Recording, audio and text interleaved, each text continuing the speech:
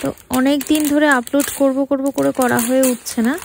তো এটাও anniversary specially একটা ব্লগ। তো এর আগের ব্লগে তো নিশ্চয়ই দেখেছেন যে 9th ডিসেম্বর আমাদের অ্যানিভার্সারি ছিল। তো সেই উপলক্ষে আমরা কেক কাটিং করেছিলাম, সবাই মিলে একসাথে নিজেদের মতো করে একটু পালন করেছিলাম।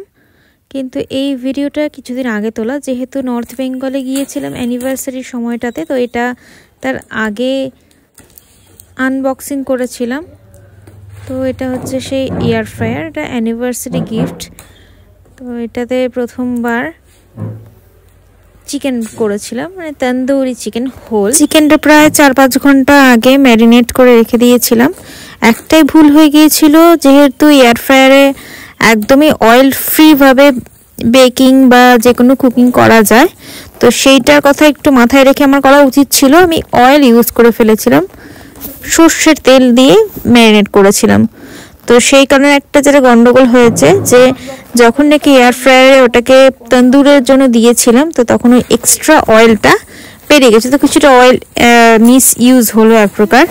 তো এটাই যা খারাপ লাগা। কিন্তু আরেকটা ভালো দিক যেটা হচ্ছে এক্সট্রা অয়েলটা বেরিয়ে গেল, যেটা আমাদের শরীর পক্ষে ক্ষতিকারক। তো সেটা একটা ভালো। তো প্রথমবার যেহেতু করলাম, তো একটু টাইমটার সম্বন্ধেও খুব একটা আইডিয়া ছিল না। চেষ্টা করলাম, মোটামুটি 45 to 50 মিনিটস মতো লেগেছে। তো আরও একটু সময় বেশি লেগেছে, কারণ হচ্ছে এত এক্সাইটেড ছিলাম যে কেমন হলো, কি হলো, হবে কিনা, একদম অয়েল ফ্রি ব্যাপারটা। তো সেই জন্য বারবার করে খালি খুলে খুলে দেখছিলাম কি হলো ব্যাপারটা। এটা করলেও তো অটোমেটিক্যালি টাইমটা বেশি লেগে গেছে, যেহেতু হিটটা বারবার করে বার হয়ে যাচ্ছে। খুলে রেখে দিচ্ছি, খুলে দেখছি, চেক করছি।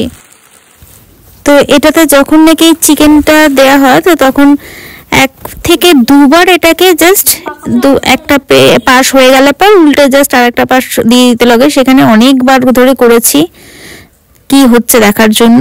যাই হোক, টাইমটা অনেকখানি লেগেছে, কিন্তু শেষে যে রেজাল্টটা পেলাম সেটা দেখে সত্যি দারুণ। কেন কি একেবারে অয়েল ফ্রিভাবে করেছি, মানে যেটা নাকি নর্মাল গ্যাসে বা ওভেনে করলে আমাকে কোনো ঘি বা অয়েল ব্রাশ করতে লাগে, তো সেখানে এটা কোনো কিছু না করেই একদম হেলদিয়ার ওয়েতে হয়ে যায়, ইয়েট টেস্টিয়ার। হেলথ টেস্ট দুটোর কোনোটাই কম্প্রোমাইজ হয় না।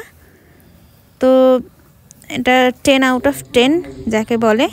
তো নেক্সট যখন ট্রাই করব তখন এটা মাথায় রাখবো, যেটা একদমই কোনো ম্যারিনেশনে অয়েল বা বাটার কিছু ইউজ করব না, করে দেখব যে রেজাল্টটা কী হয়। সেটাও তোমাদের সাথে শেয়ার করব।